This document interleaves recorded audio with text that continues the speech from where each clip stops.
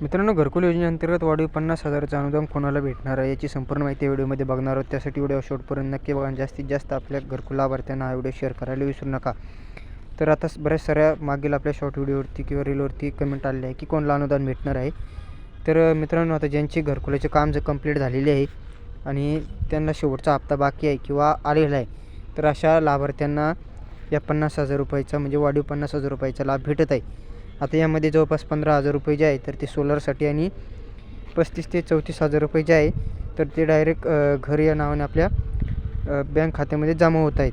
बाकीच्या इतर आता स्टेटस चेक करण्यासाठी ऑफिशियल वेबसाईटवरती जा. त्यानंतर बेनिफिशरी या ऑप्शनवरती क्लिक करा आणि आपली जी माहिती आहे तर ती सबमिट करून आपला जे स्टेटस आहे तर ते बघा आपल्याला किती हप्ते आले आहेत, किती पेंडिंगमध्ये आहे आणि आपले 50,000 रुपये जे आहे तर ते जमा झालेले नाही का किंवा झालेले आहे का.